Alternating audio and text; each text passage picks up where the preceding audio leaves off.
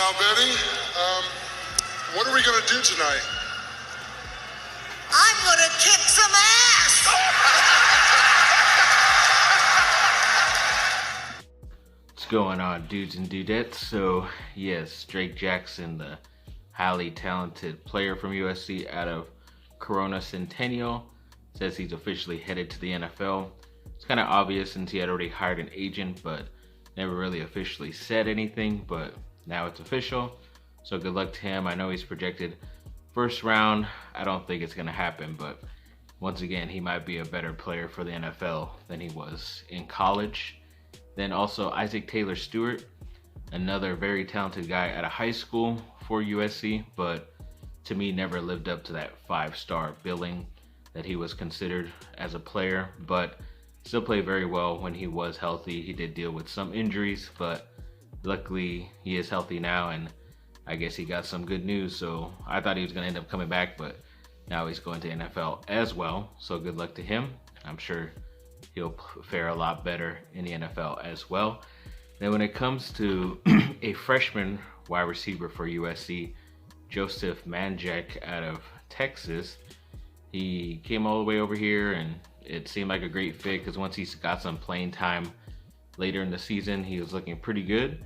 Looked like a go-to guy, and of course wearing my favorite number, the number 14, so he stood out to me. But yes, sadly, it looks like he's entering the transfer portal. Obviously, nothing is official until he decides of a different place to go, but maybe it's just weighing his options right now, because I'm just hoping that that might mean that USC is getting a couple more talented receivers coming in that might push him down the depth chart, and it might take him a while to start at USC, but he's good enough to start anywhere. Just don't go to one of the rivals, please. But I'm sure he would go back to Texas, so good luck to him if he does do that. Then once again, another USC football assistant coach decides to go to another school, even though he was just working with USC and recruiting and everything like that. Jamar Kane, I believe he was a defensive line coach. He came from Oklahoma. Everything was good, and then all of a sudden LSU has said that they hired him, so I guess he went over there. It's crazy. I know they have to, I think they might have found someone to replace him, maybe not, but we'll have to wait and see. But they did finally replace their running backs coach, another guy who had left before to another school. Now they're trying to poach from Utah, Kiel McDonald, I believe his name is. He's a running backs coach up there, and a lot of the running backs have been doing very well the past couple seasons. I think Utah is leading the Pac-12 in rushing this year as well, so that's why I'm sure he was considered. And he has already posted a lot of goodbye stuff and changed a lot of his Twitter handles and everything, so it looks official. But once again, you just never know. They gotta put in these contracts for even these coaches that they can't leave after just signing. But that's just how crazy college football is. It's ridiculous, in my opinion. Then ex-USC basketball player DeMar DeRozan had a pretty crazy week last week. He had 2 game winners in consecutive games. I forget the opponents, but yeah, he hit the game-winning shot in both times. I guess that is the first time anyone has ever done that in NBA history. I know I experienced a lot of game winners with Kobe Bryant, but yeah, I don't really remember them being consecutive games. But yeah, that's pretty awesome for him. Once again, another guy that the Lakers should have had on their team. It would fix a lot of their problems, but yes, this is what they get for not taking the USC product. Then, yes, Chargers played yesterday. They got the Denver Broncos at home, and luckily they were able to handily beat them. I believe the final score was 34-13. It would have been even more, but they gave up a late score to Denver, but the game was already in hand, and even Justin Herbert, I believe, broke the single season record for touchdowns. I don't believe it's a rookie touchdown. I think it's just a touchdown in general, but I thought Phillip Rivers has had more than 34 touchdowns in a season, but I guess not. But yeah, so he broke that Rivers record.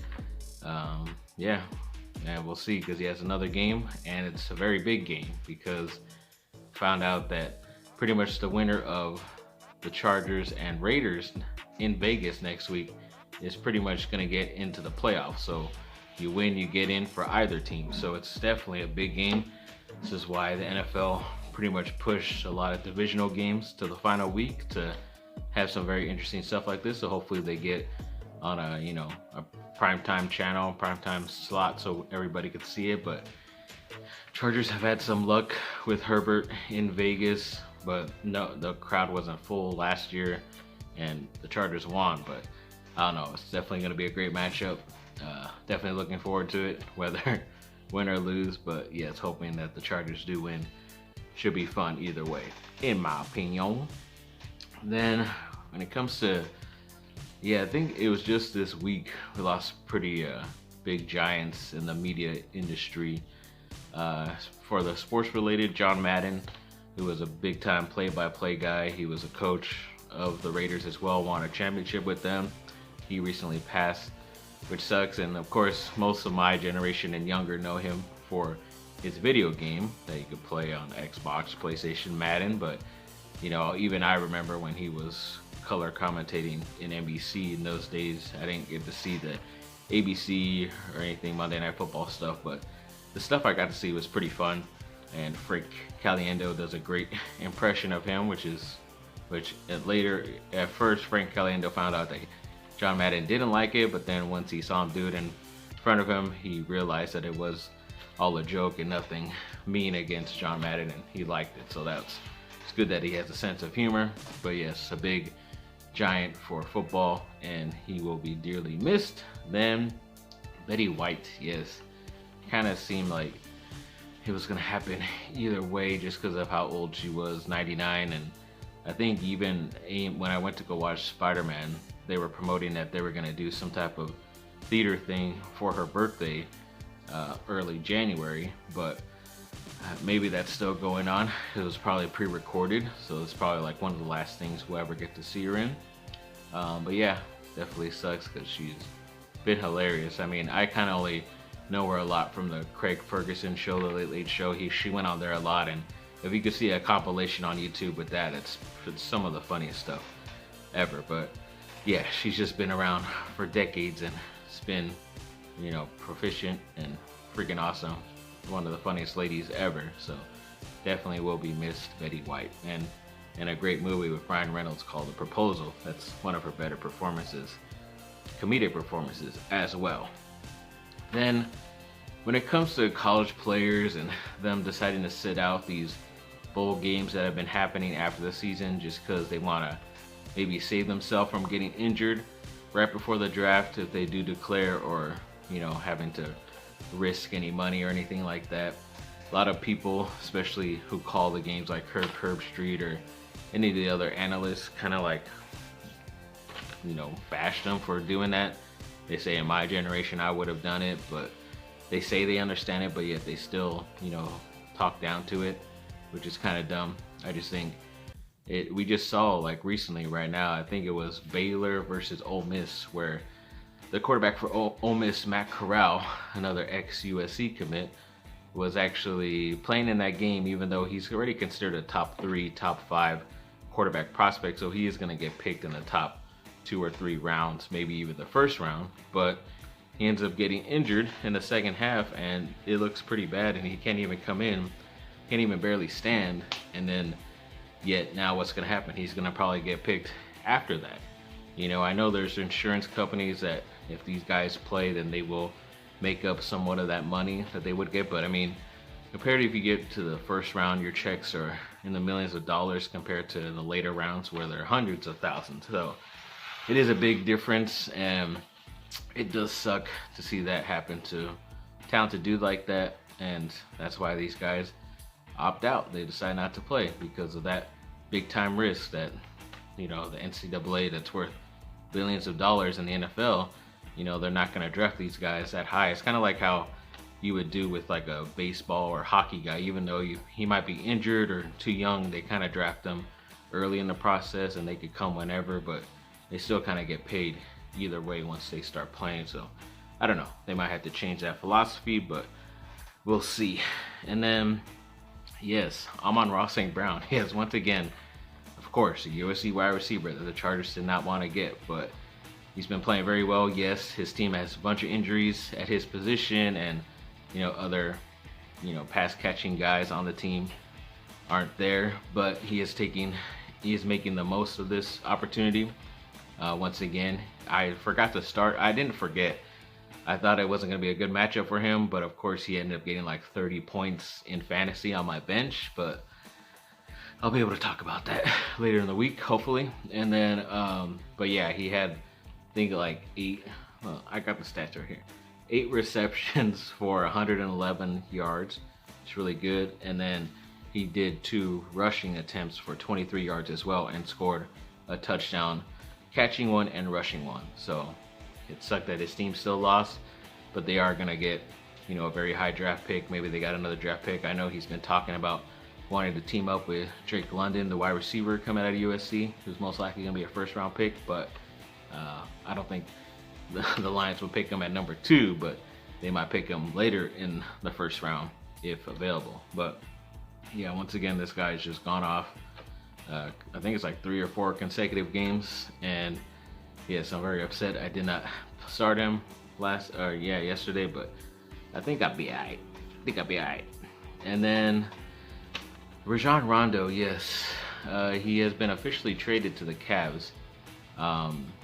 This kind of took a while I think it was Friday when it could become official, and then now that both teams brought in another team, the Knicks, to be able to take some other players and all this other stuff. So pretty much the Lakers only get back this guy, I forget his name. It says Louis Labiri, I don't know.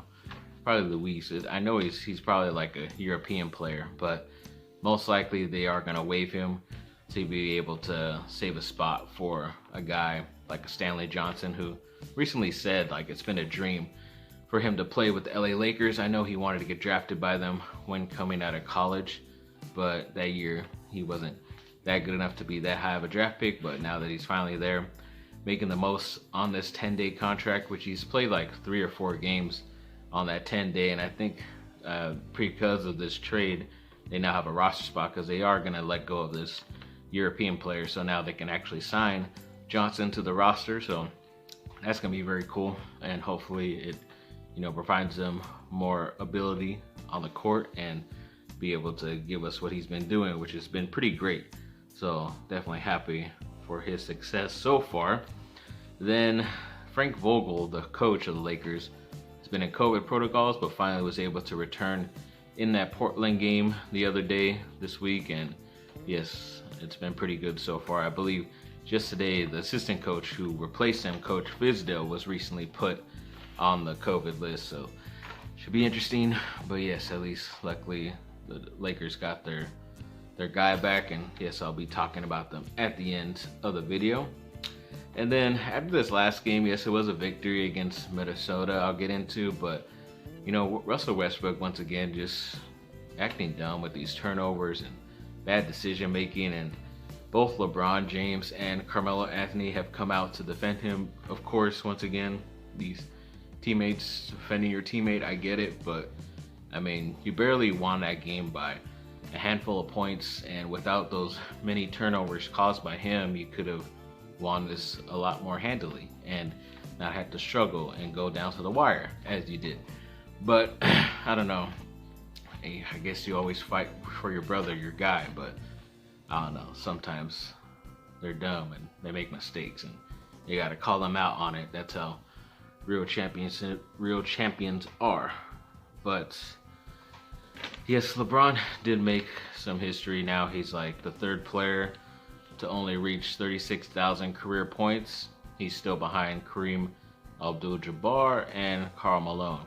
But yes, one of 3 guys to ever do that in NBA history. It's crazy, and he's been averaging like a triple-double recently, so he might be able to get top 10, top 5 in every category that they keep, but stat-wise. But we'll see how his career ends up. Then, yes, speaking on those Lakers, they did beat the Rockets earlier in the week. It was a 132-123 game. I forget if it was this game where both him, LeBron, and Russell Westbrook had a triple-double. I forget if it was this one or the next one, or wherever it was. But yes, they both had a triple-double, and I believe they won that game. That's why it was kind of important.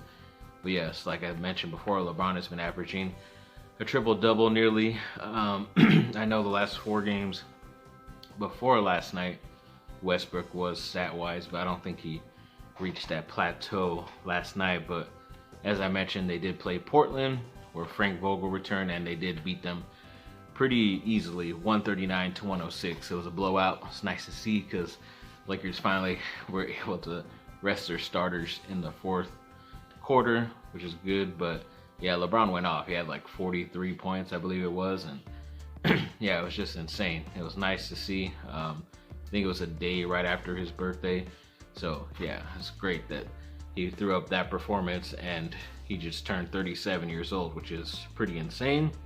Then, yes, as I mentioned last night, they beat the Timberwolves 108-103. Even though the Timberwolves were missing 2 of their stars, they still barely beat them. But like I mentioned, there were a lot of turnovers and bad stuff, and nobody seemed like they could rebound the ball.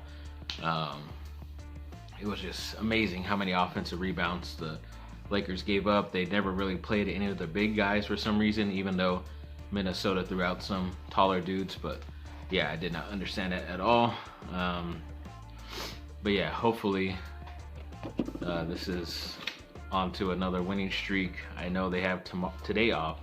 Tomorrow they play the Kings in LA, so hopefully that could be another victory. I know the Kings are getting healthy, but so have the Lakers, and the Lakers should get that victory because they did not have to travel, which is nice. And then to end off with some miscellaneous news, yes, apparently according to betting odds, I didn't know there was such a thing for who's going to be the next 007, but according to these betting odds, Tom Hardy is considered the next James Bond. I like Tom Hardy as an actor. I think he's great. I just don't see him as James Bond. You have to have more of like a chiseled chin and look, and I don't know, all this other stuff. He's not like classically handsome, as you would say. I don't even know why I'm talking about this, but he's more of like the rugged type of dude you want to hang out with and party with. But I guess that's why chicks like him. But I think, in my opinion, I think there's other 2 actors that will be in the lead to becoming 007 if they want it. I know one guy does. I don't know if the other guy does, but Henry Cavill, obviously, who's been playing Superman recently and The Witcher on Netflix, all these other things. He did this kind of spy movie called The Man from U.N.C.L.E., based off an old TV show, and he looked pretty good in that type of spy movie. And just when you see some of the pictures of him on the red carpet in a black and white suit type of thing, he does kind of look like the next James Bond, so that'd be pretty cool. I know my mom would like that. And then when it comes to kind of like another guy who's been pretty hot, as they say recently, is Richard Madden. I believe he's from Game of Thrones and was recently in that Marvel's movie The Eternals, which I haven't seen, but coming to Disney Plus soon, so I'll be able to see that. But yeah, another guy who just has a look, especially when you put him in a black suit, white shirt type of deal, like James Bond kind of looks like it. And they're both pretty young, in their 30s, I believe. I know people like to say like Idris Elba, a couple other guys who might be a little bit older. Tom Hiddleston plays Loki in the Marvel universe, but I just don't really see it for those guys. Those guys are great at being villains, so they could be villains in the franchise, which could be really good too. But we'll see. Yeah, thanks for watching, people. Like, subscribe, comment down below. Let me know what y'all think. Have a great rest of your day. Bye. Bye down.